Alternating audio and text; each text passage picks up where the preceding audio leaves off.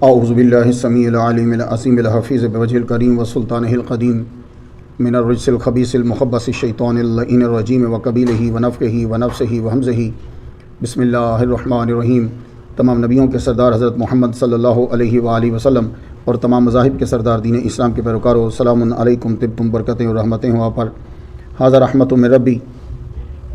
آج سورہ علق جو ہے مکیہ، اس کی تلاوت اور درس ہے۔ یہ سورہ نزول کے اعتبار سے پہلے نمبر پر ہے، اور مصحف کی جب ترتیب ہوئی تو لوح محفوظ پہ جیسے ہے وہ 96 نمبر پر۔ حضور صلی اللہ علیہ وآلہ وسلم کا طریقہ مبارک یہ تھا کہ آپ کے دل میں تنہائی کی گوشہ نشینی کی، جس کو آپ اپنے لفظوں میں چلہ کہہ لیں، اس کی محبت ڈال دی گئی تو حضور صلی اللہ علیہ وآلہ وسلم پھر گوشہ نشینی میں آ گئے۔ گھر سے باہر آتے تو بیٹھ کر تدبر اور تفکر کرتے رہتے۔ آپ کوہ صبیر پر گئے تو جو غار حرا ہے، اس پہاڑ نے حضور صلی اللہ علیہ وآلہ وسلم کو بلایا، یا رسول اللہ آپ میرے پاس آئیے، یہاں بیٹھیے، یہاں گوشہ نشینی اختیار کیجیے۔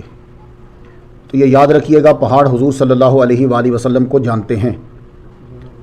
آپ جب گزرتے تھے تو درخت اور پتھر آپ کو کہتے تھے السلام علیکہ یا رسول اللہ۔ اس حدیث کی روایت مولا علی شیر خدا رضی اللہ تعالیٰ عنہ سے ہے۔ میں حیران ہوتا ہوں، بہت ساری یونیورسٹیز ہیں جہاں پرانی قدیم مصری زبانیں اس کا ٹرانسلیشن کی جاتی ہے، اور زبانیں آپ کو سکھائی جاتی ہیں۔ کیا دنیا میں کوئی ایسی یونیورسٹی ہے کہ جہاں پتھروں کی زبان سکھائی جائے، جہاں درختوں کی زبان سکھائی جائے؟ یہ یونیورسٹی واحد محمد مصطفیٰ صلی اللہ علیہ وسلم کی ہے۔ مولا علی فرماتے ہیں، میں حضور کے ساتھ جاتا، پتھر حضور پر سلام پڑھتے، درخت حضور پر سلام پڑھتے۔ بندہ پوچھے مولا علی کون سی یونیورسٹی میں پڑھتے ہو کہ پتھروں کی زبان سمجھ رہے ہو؟ تو ایک ہی جواب آئے گا، یہ محمد مصطفیٰ کی یونیورسٹی ہے، کہ جہاں جب آدمی بیٹھ جاتا ہے تو پھر صرف انسانوں اور جانوروں اور پرندوں کی نہیں، پتھروں اور درختوں کی بولیاں بھی سمجھ میں آنے لگ جاتی ہیں۔ تو حضور صلی اللہ علیہ وآلہ وسلم پھر غار حرا میں جانے۔ یہ غار حرا جو ہے نا، بہت قدیم غار ہے۔ اس کے اندر جتنے بھی اچھے لوگ تھے مکہ کے، وہ بیٹھا کرتے تھے۔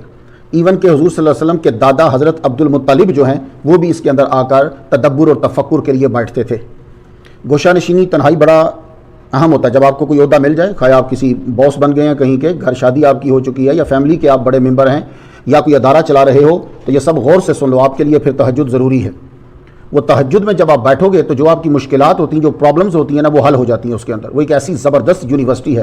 اسی کو علامہ اقبال نے یہ کہا تھا، کچھ ہاتھ نہیں آتا بے آہ سحرگاہی۔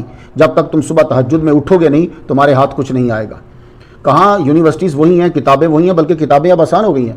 پہلے مجھے کتابیں ڈھونڈنے کے لیے اس کی منت کر، اس کی منت کر، اس کی منت کر۔ اب میں سیدھا جاتا ہوں، لائبریری کو ڈھونڈتا ہوں، کتابیں نکال لیتا ہوں۔ اتنا علم ہونے کے باوجود بھی اب کوئی شیخ سعدی نہیں بن رہا، علامہ اقبال دوبارہ کوئی نہیں کو بنا، امام بخاری نہیں پھر کوئی بنا۔ کیا وجہ ہے؟ اس لیے کہ ان لوگوں نے صبح کی یونیورسٹی میں داخلہ لیا ہوا تھا، وہ لازمی اٹھتے تھے تہجد کے وقت۔ اس لیے اور ایون کہ میں آپ کو قائد اعظم کا، علامہ اقبال کا قائد اعظم کا بتاؤں، محمد علی جناح کا، یہ بھی میں نے ان کی کتب میں پڑھا ہے کہ وہ صبح کے ٹائم اٹھتے تھے۔ اب ان کا جو بھی طریقہ تھا، سجدہ ریز ہو کر وہ اللہ کی بارگاہ میں رویا کرتے تھے۔ یہ یاد رکھیے گا، ویسے چیزیں حاصل ہی نہیں ہوتی۔ تو غار حرا میں عبد المطلب، ورقہ بن نوفل، ان کے اوپر بھی میں ڈیٹیل سے لیکچر دے چکا ہوں۔ یہ وہاں بیٹھ کے تدبر اور تفکر کرتے تھے۔ حضور صلی اللہ علیہ وآلہ وسلم نے بھی پھر شروع کر دیا۔ 3 دن سے سٹارٹ کیا، 3 دن، 7 دن، 1 مہینہ۔ کھانا آپ ساتھ لے جاتے، جتنے دن آپ نے قیام کرنا ہوتا، اور اگر کھانا کم پڑ جاتا تو پھر بی بی خدیجۃ الکبریٰ جو ہے وہ کھانا لے آتی، یا حضور صلی اللہ علیہ وسلم واپس جا کر لے آتے۔ تو پتہ یہ چلا کہ کھانے کو مستقبل کے لیے جمع کرنا یہ توکل کے خلاف نہیں ہے۔ یہ یاد رکھیے، ہمیں جو توکل سمجھایا جاتا ہے، وہ توکل یہ سمجھایا جاتا ہے کہ کوئی چیز نہ لو، ایسا ہرگز نہیں ہے۔ توکل غور سے سنو، یہ پانی کی باٹل ہے، یہ آپ اپنے گھر میں 100 جمع کر لیں، رکھ لیں آپ اپنے گھر میں۔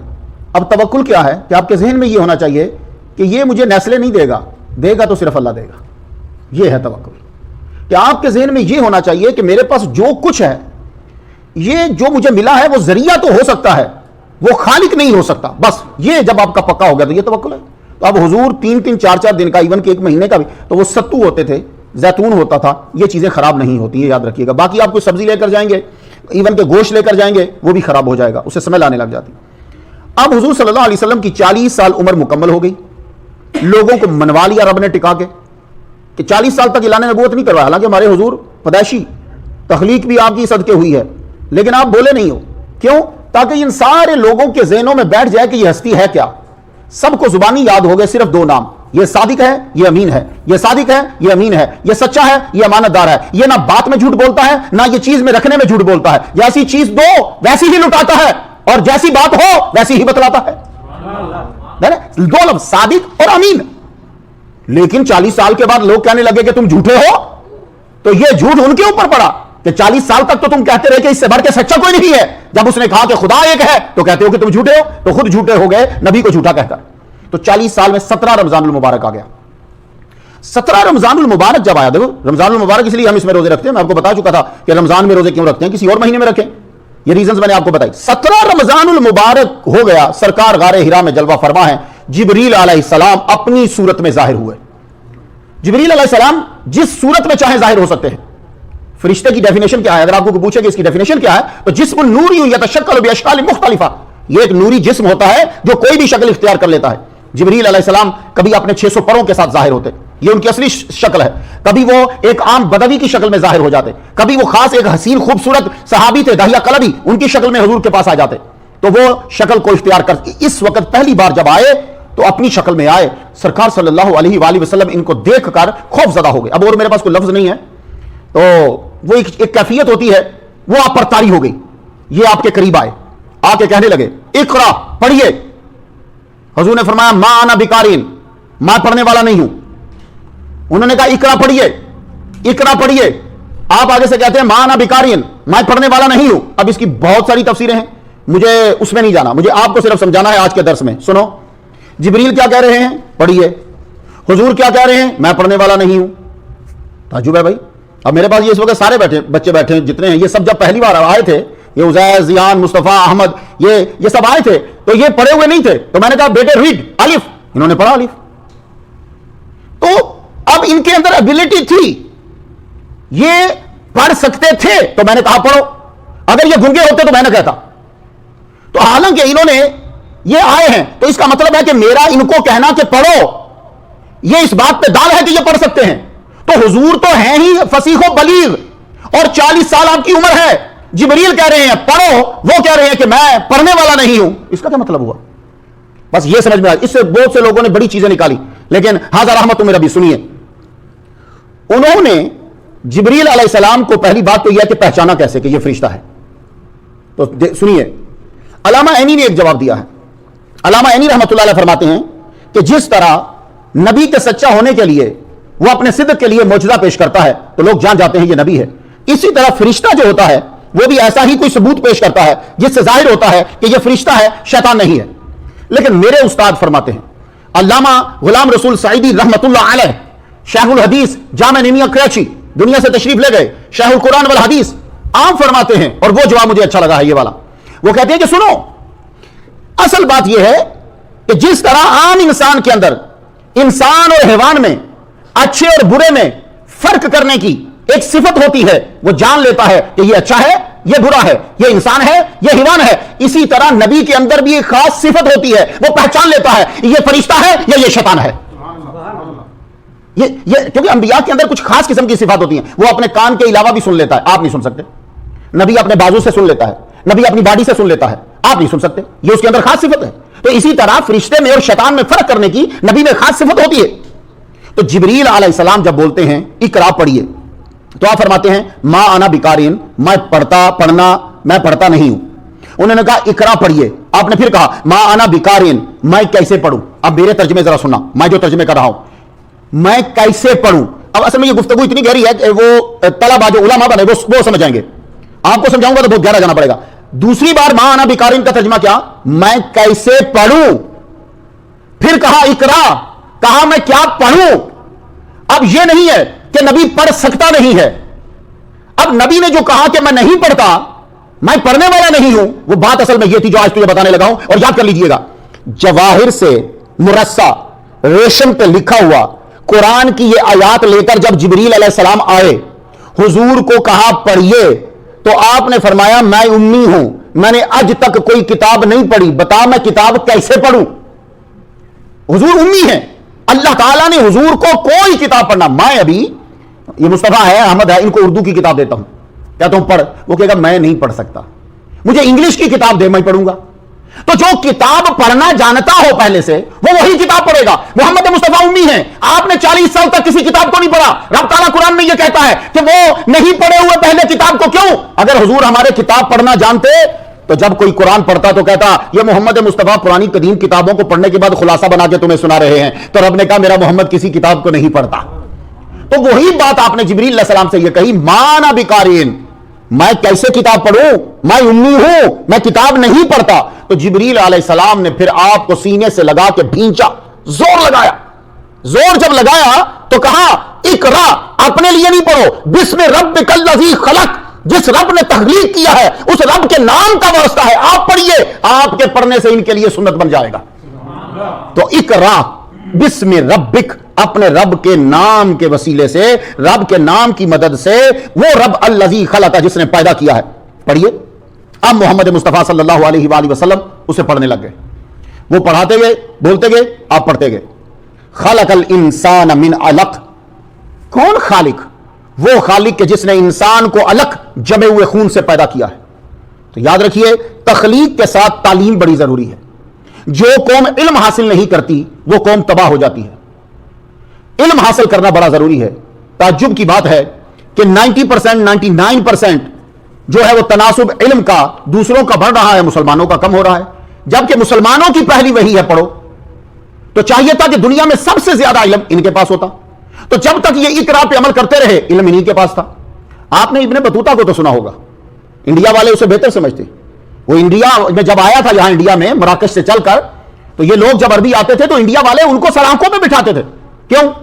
اس لیے سر آنکھوں پہ بٹھاتے تھے کہ وہ عربی بولتے تھے، اس لیے سر آنکھوں پہ بٹھاتے تھے کہ ان کے پاس علم ہوتا تھا، اس لیے سر آنکھوں پہ بٹھاتے تھے کہ ان کے پاس تحقیق ہوتی تھی، تو انڈیا والے ان کی عزت کرتے تھے۔ یہ ابن بطوطہ جدھر جاتا تھا، جہاں جا رہا ہے ہر ایک عزت کر رہا ہے، چاہے وہ ہندو ہے چاہے وہ کوئی ہے، وہ اس کی عزت کر رہا ہے۔ کیوں؟ وہ سمجھتے تھے کہ جو عربی ہے وہ صاحب علم ہے، کیونکہ وہ اقرا پہ عمل کرتے تھے۔ اسی لیے عیسائی بھی جو پادری تھے وہ بڑی بڑی توپ پہنا کرتے تھے۔ ایک عیسائی کو سزا دے دی گئی پادری کو کہ جرم یہ تھا کہ یہ مسلمانوں کی طرح ہاتھ دھوتا ہے اور منہ دھوتا ہے، تو علم ملتا تھا تم سے، لیکن تم نے پھر تحقیق آگے چھوڑ دی۔ تو تخلیق کے ساتھ تعلیم بہت ضروری ہے۔ ہمارے لیے یہ کہا گیا اقرا، پہلی وحی آئی، کہا پڑھیے، اقرا پڑھیے، وَرَبُّكَ الْأَكْرَمُ، آپ کا رب ہی سب سے زیادہ کریم ہے۔ تو اللہ تعالیٰ جو جمے ہوئے خون سے انسان بنا سکتا ہے، تو وہ جس کو نہیں پڑھنا آتا اسے بھی پڑھنا سکھا سکتا ہے۔ تو یہ ہمارے نبی محمد مصطفیٰ صلی اللہ علیہ وآلہ وسلم کا معجزہ تھا۔ آپ کتاب پڑھ تو نہیں سکتے تھے، پر آپ کتاب کی طرف نظر اٹھاتے تھے تو آپ کو معلوم ہو جاتا تھا کہ جو میں بیان کر رہا ہوں وہ کتاب کے کس پیج پر، کس لائن کے اوپر ہے۔ آپ کہیں گے مختار نے یہ تقریر میں بات کر دی، نہیں، ایک دفعہ میرا نبی فیصلہ کر رہا ہے، تو یہودیوں کا فیصلہ کر رہا ہے۔ میرے نبی نے جب فیصلہ کیا تو یہودیوں نے کہا کہ یہ صحیح نہیں ہے۔ آپ نے فرمایا تو نے جو ہاتھ رکھا ہے نا، ہاتھ اٹھا اور وہ فلاں لائن پہ دیکھ، جو میں بول رہا ہوں وہ تیری کتاب کے اندر بھی لکھا ہوا ہے۔ یہ ہے ہمارے محمد مصطفیٰ صلی اللہ علیہ وسلم۔ تو یہ نہ کو، یہ آپ کا معجزہ تھا۔ علم اور پڑھنا دونوں بہت بڑی نعمتیں ہیں۔ میرے نبی امی تھے، آپ نے 40 سال تک نہ لکھنا نہ پڑھنا، آپ نے کسی سے نہ سیکھا نہ، تو جو آپ سے ثابت ہے، آپ نے ایک دفعہ اپنا نام لکھا ہے محمد بن عبداللہ، وہ جب ٹریٹی حدیبیہ ہوا ہے تو آپ نے خود لکھا، کہاں میرا نام، یا وہ کہہ رہے تھے محمد رسول اللہ کاٹو، مولا علی نے فرمایا میں تو نہیں کاٹ سکتا، آپ نے فرمایا مجھے کاغذ دو، محمد بن عبداللہ، حضور نے خود لکھا۔ یہ معجزہ ہے، حضور بتا رہے ہیں کہ کتاب میں یہ معجزہ ہے۔ حضرت سلمان فارسی نے پرشین میں جب اپنی سٹوری سنائی تو جو ٹرانسلیٹر تھا وہ غلط بول رہا تھا، اس لیے جب آپ امریکہ آتے ہو تو ٹرانسلیٹر بھی ٹیپ ہو رہا ہوتا ہے کہ ٹرانسلیٹر صحیح بول رہا ہے کہ غلط بول رہا ہے، ٹرانسلیٹر کی بھی ٹرانسلیشن ٹیپ ہوتی ہے، آپ کی بھی ٹیپ ہوتی ہے۔ اب وہ سلمان فارسی کا جو ٹرانسلیٹر ہے وہ غلط بول رہا ہے، جبریل علیہ السلام تشریف لائے، یا رسول اللہ یہ ٹرانسلیٹر غلط ٹرانسلیشن کر رہا ہے۔ جبریل علیہ السلام نے پورا سکھایا، میرے نبی محمد مصطفیٰ صلی اللہ علیہ وسلم نے سلمان فارسی کی پرشین کی پوری سٹوری صحیح سالم جب سنائی تو ٹریلر سے یہ کہا، ٹرانسلیٹر سے یہ کہا تو غلط ٹرانسلیٹر ہے۔ کہا جی آپ کو کیسے پتا چلا؟ فرمایا مجھے جبریل علیہ السلام نے بتایا، اس کا یہ ترجمہ ہے۔ حضور کو آتا، یہ معجزہ ہے آپ کا۔ مجھے کتاب آتی ہے، یہ میرا معجزہ نہیں ہے۔ مجھے لکھنا آتا ہے، یہ میرا معجزہ نہیں ہے۔ مجھے لکھنا نہ آئے یہ کمی ہے، مجھے پڑھنا نہ آئے یہ کمی ہے۔ محمد مصطفیٰ کو لکھنا پڑھنا نہیں آتا، یہ کمی نہیں، یہ افضلیت ہے، یہ افضل، یہ بس یاد رکھیے گا۔ مجھے نہ آئے، اگر مجھے پڑھنا نہیں آتا تو مجھے امام ہی نہیں رکھو گے، دوسرے دن نکال دو گے۔ جب تک مجبوری ہے رکھو گے بعد میں چھٹی کروا دو گے. وہ آتا ہی نہ اسے قرآن آتا ہے نہ اسے ترجمہ آتا ہے, کہہ کے رکھ لیا مولوی کو. تو میرا نہ پڑھنا نہ لکھنا یہ کمی ہے, یہ خامی ہے.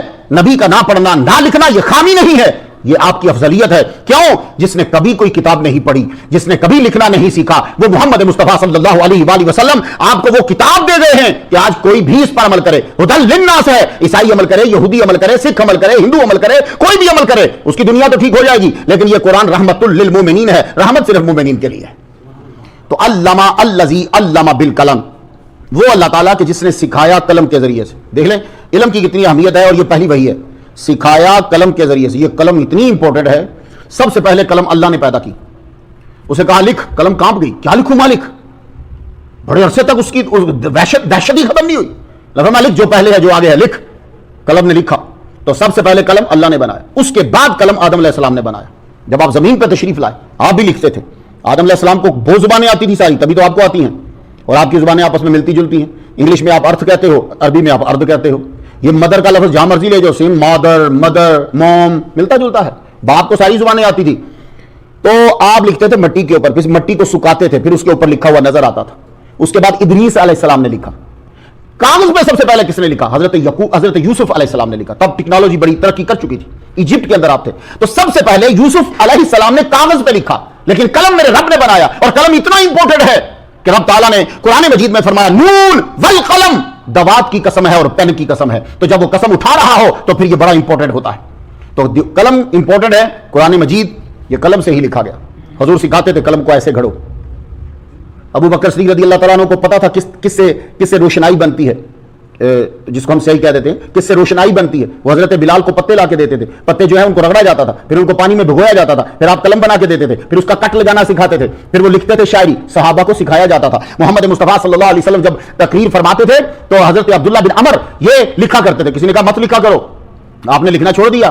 حضور نے پوچھا تو لکھتا نہیں؟ یا رسول اللہ, لوگوں نے منع کیا. کبھی حضور کس کیفیت میں ہوتے ہیں, کبھی کہ تم ہر بات لکھتے جاتے ہو. اب اگلا جملہ سن لو. حضور نے یوں اشارہ کرتے ہو کہا اس منہ سے کبھی غلط بات نہیں نکلتی, تو لکھا کر. تو اس لیے اگر آپ کو کوئی گمراہ کرے حدیثیں تو 100 سال کے بعد لکھی گئی ہیں, تو یہ کیا ہے؟ وہ حدیثیں 100 سال کے بعد لکھی گئی ہیں تو یہ کیا ہے؟ حضرت مولا علی کی تلوار میں زکات کی حدیثیں تھیں, یہ کیا ہے؟ حضور نے خطبہ حجت الوداع اسی وقت لکھوایا, شاہ کو, اس کا نام شاہ تھا, شاہ کو لکھ کے دو, یہ کیا ہے؟ حضور لیٹر جاری کرتے تھے, میں خود دے کر آیا سرکار کے ہاتھ پر لکھا ہوا خط عمان کے اندر, آج بھی موجود ہے. یہ کیا ہے؟ الذی علم بالقلم, قلم سے سکھایا. محمد مصطفیٰ صلی اللہ علیہ وآلہ وسلم پڑھتے تھے, لوگ جو ہے وہ لکھا کرتے. حضرت ابو ہریرہ رضی اللہ تعالیٰ عنہ, اس لیے تو ان سے زیادہ حدیث روایت ہیں. ایک تو آپ رات دن رہتے ہی لکھنے میں تھے, دوسرا آپ لکھتے جاتے اور آپ کے پاس بکسا تھا, وہاں رکھتے تھے, جہاں رکھ دیتے تھے, لکھتے پھر رکھ دیتے, جو چیز ہوتی ہے اسے لکھتے جاتے تھے. حضرت عبداللہ بن عمر سے آپ نے یہ کہا علم کو قید کرو. میں نے پوچھا, آپ پوچھتے ہیں یا رسول اللہ علم کی قید کیا ہے؟ تو یہ الموجم میں ہے اور مجموع الزوائد میں ہے. فرمایا لکھنا یہ علم کی قید ہے. تو آج تک آپ کے پاس جو قرآن ہے قلم کی وجہ سے, آپ کے پاس جو احادیث ہے بخاری ہے قلم کی وجہ سے, آپ کے پاس جو مجتہدین کے اقوال ہیں قلم کی وجہ سے, آج ہمارے پاس جو تفاسیر ہیں قلم کی وجہ سے. یہ ہلاکو حملہ نہ کرتا بغداد پہ, اور مسلمان غداری نہ کرتا ان کے ساتھ, تتاریوں کے ساتھ ملتا نہ, کیونکہ وہ جو بادشاہ تھا اس کا وزیر مل گیا تھا ان کے ساتھ, اس نے پھر ہلاکو نے وزیر بھی مار دیا. جب تو اپنی قوم کا ساتھ نہیں دیا تو ہمارا کیسے دے گا, مار اس کی گردن تو پہلے اتارو.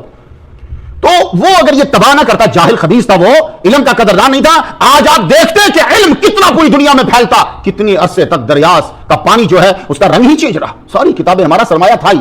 یہ جو ہمارا بغداد کا جو دور گزرا ہے نا, مامون الرشید, ہارون الرشید کا, یہ ہمارا گولڈن ایج ہے. اس کے اندر اتنی ٹرانسلیشن ہوئی ہے, اتنی کتابوں کے تراجم ہوئے ہیں, خاص طور پر گریک جو ہے, اس سے جو تراجم ہوئے, یونان کا فلسفہ, یہ چیزیں بہت بڑا ذخیرہ تھا, وہ سب کا سب چلا گیا. تو یہ سب قلم کی وجہ سے تھا. علم الانسان ما لم یعلم, اس قلم نے اس کو قید کیا, آگے انسان سیکھتا گیا. تو رب فرماتا کہ انسان کو سکھایا جو وہ نہیں جانتا تھا. کلا ان الانسان لیطغی, بے شک انسان ضرور سرکشی کرے گا. لو یہ انسان آ گیا, انسان ضرور سرکشی کرے گا. لام کا معنی ضرور کر رہا ہوں میں, ضرور سرکشی کرے گا. واقعی یہ کرتا ہے. جب جوانی میں آتا ہے نا, تو اگر تصوف نہ ہو, علم نہ ہو, اور تربیت ماں باپ کی نہ ہو, تو یہ پھر سرکشی کرتا ہے. میں بڑا خوش ہوتا ہوں. یہ بچے یہ جو تم لے کر آتے ہو نا, پہلے سے ان کو کوئی سمجھ نہیں آئے, یہ ان کو آئے گی بھی نہیں. ہمیں کب آتی تھی؟ یہ نہ کہو گا یہ بچہ ایک دن ہی مولوی کے پاس بیٹھے گا, دوسرے دن عبد القادر گیلانی بنا ہوگا, ایسا نہیں ہو سکتا. ہمیں کب آتی تھی؟ ہم بھی تو تھے. تو یہ ایک وقت ہوتا, لیکن ابھی کا بیٹھنا یہ ذہن میں بیٹھ گیا, یہ کوئی مائیکل لال نہیں نکال سکتا, یہ ان کے ذہن میں ہے, اور یہ باتیں پھر آئیں گی. آج کتنے عرصے چیزیں پہلے پڑھی تھی, لیکن آج ان پر عمل کرتے ہیں, آج سمجھ میں آتی ہیں.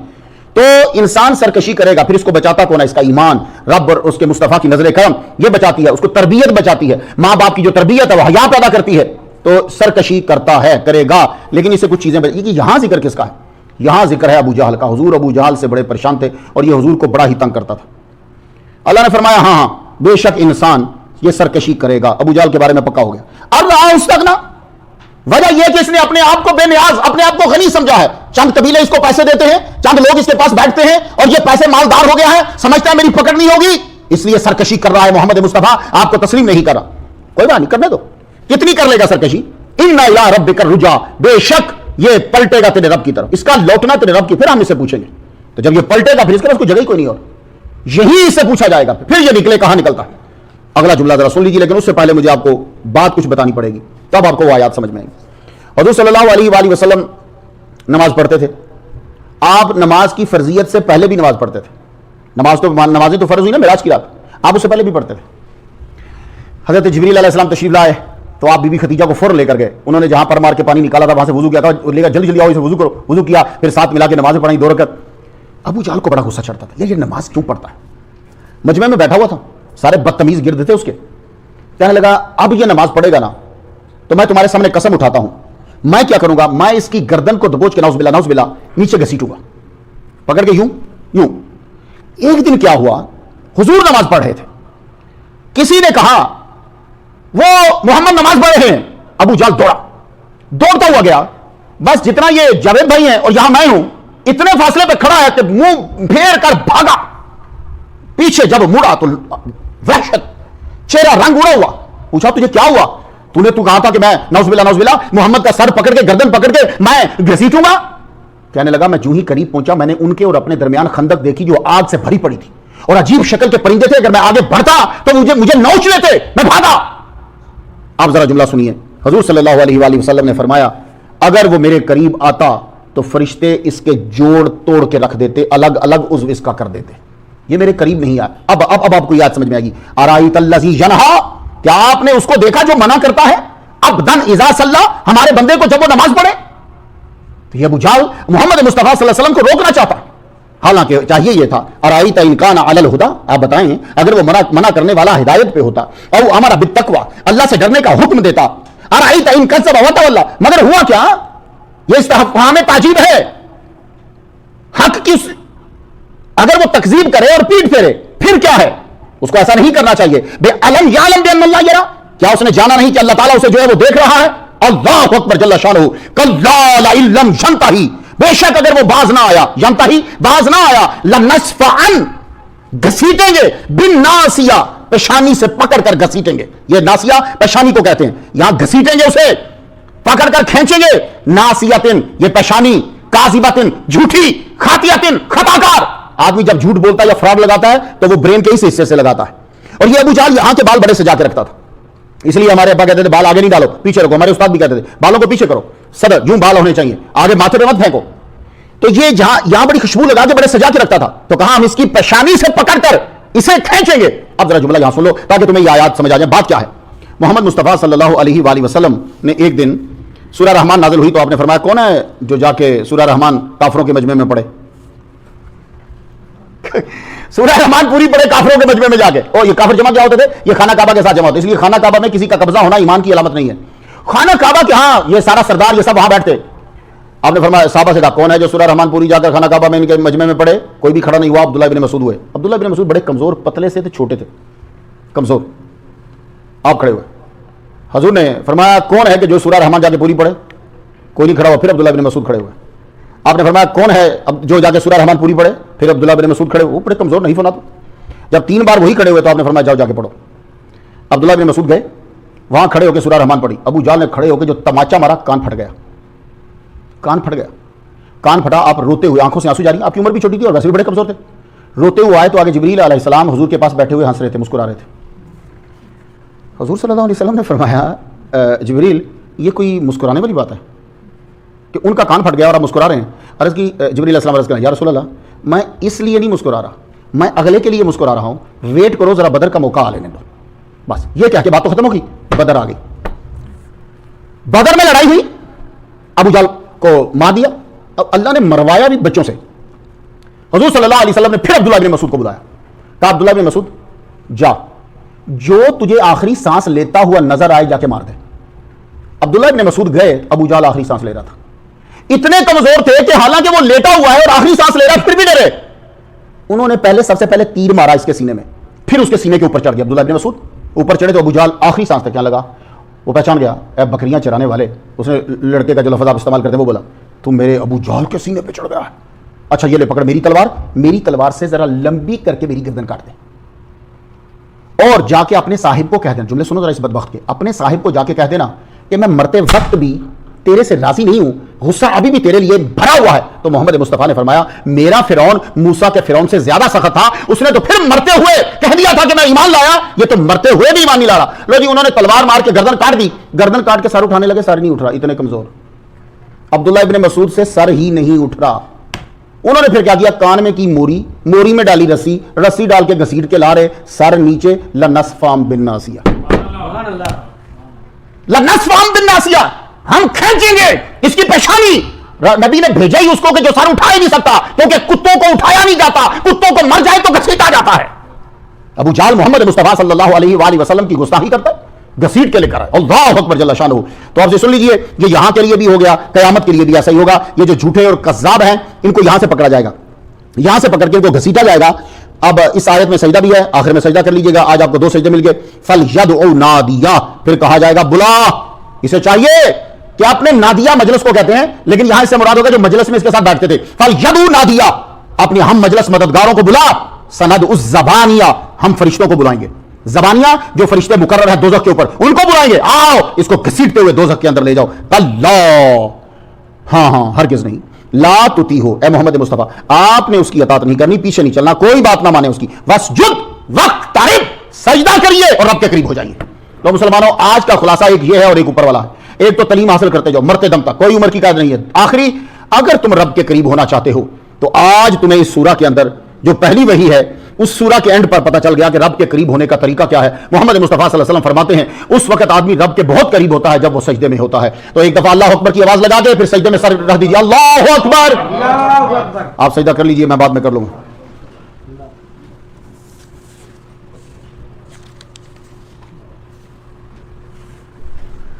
وآخر دعوانا الحمدللہ رب العالمین۔ خصوصی طور پہ دعا کرنا ہے، ہمارے جو طلبہ پڑھنے آتے ہیں ان کے گھر میں بیمار ہیں، ذرا ان کے لیے دعا کرنا ہے۔